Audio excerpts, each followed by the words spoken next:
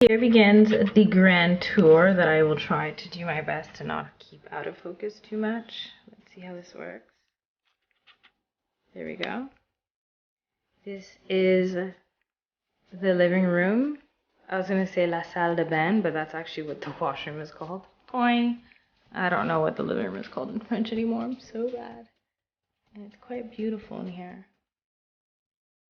The artwork is kind of 3D, as you can see. So that's the living room. This is the dining room. The messy kitchen, because I've been in here. There's a microwave in there, and an oven, and a drawing machine. The extra cute stainless steel refrigerator. And this is the manual for the place. Everything you need to know for how to use the appliances, including information on the person and popular places to go, are in here. This is the heater. It took me 15 minutes to figure out that it was a heater. The entranceway. Oh, hello there. Here is the door, as you can see. This reminds me of my great-grandma's house because her house is the same way. So the key is the key to both sides. Let's go up the stairs. All my stuff here. I like to live out of my suitcase. I'm not too fond of putting things into drawers because I feel like I always forget them. And some more stairs because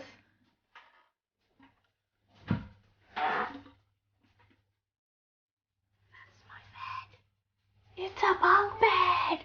Talk about being good on space. Over here is my friend's room, who hasn't arrived yet. Look how pretty they set this up. I think the coolest thing of this room is the fact that it's like those glass floors in the CN Tower that always trip me out. Right after my little tour, I decided to go on a walk that led me to Notre Dame. On day 2, I went to the Luxembourg and read up on a little bit of history. The most incredible part was going to the Jardin du Luxembourg because people were literally just sitting, reading, talking, just mesmerized by the warm day, which was 22 degrees in October, which is unheard of. Then we ended up at Pierre Hermé, which is, in my opinion, the best macaroon place in the entire world. So freaking good. So as you guys can see here, I'm just looking at all the treats and my mouth is watering. And there goes my macaroons.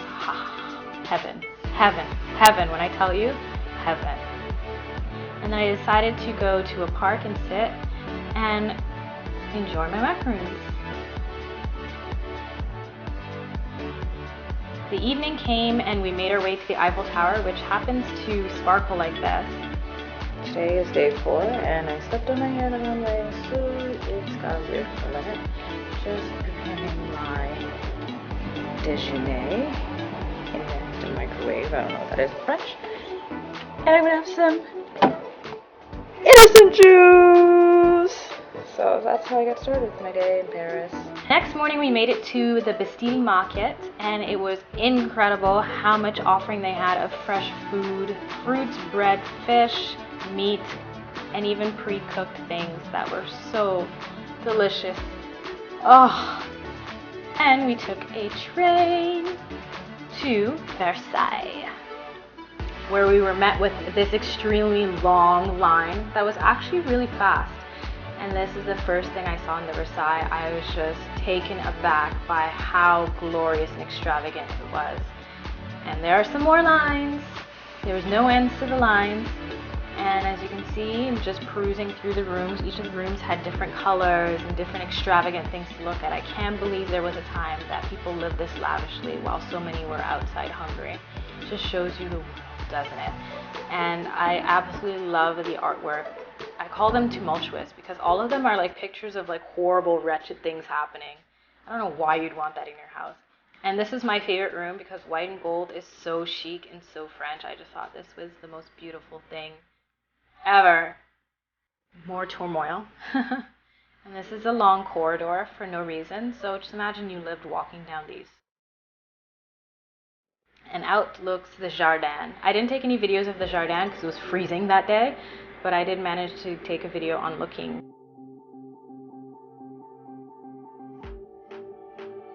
And of course, dinner. So this is foie gras. I still cannot pronounce it properly, and this is ice cream that is egg-based. It was so strange, but quite yummy.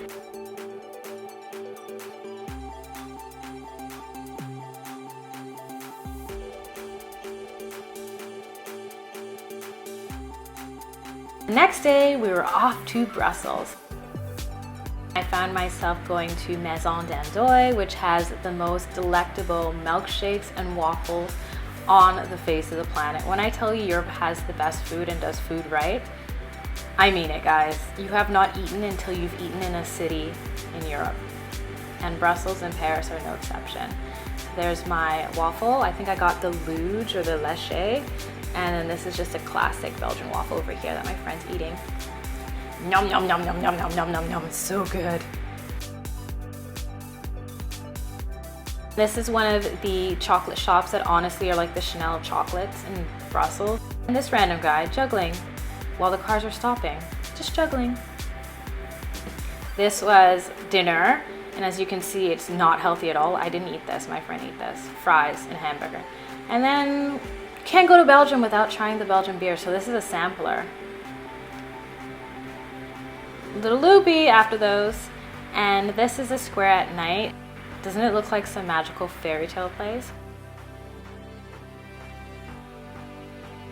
And then the high-speed train back to Paris.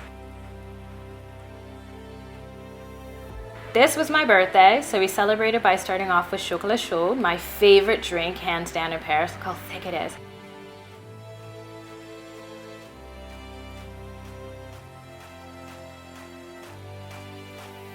Then for dinner, we went to this place in Montmartre. So good. The food was cooking like this on our table.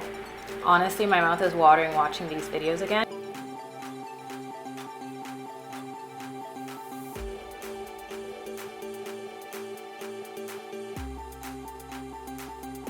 Day after my birthday, I'm just grabbing some souvenirs from one of the famous candy shops.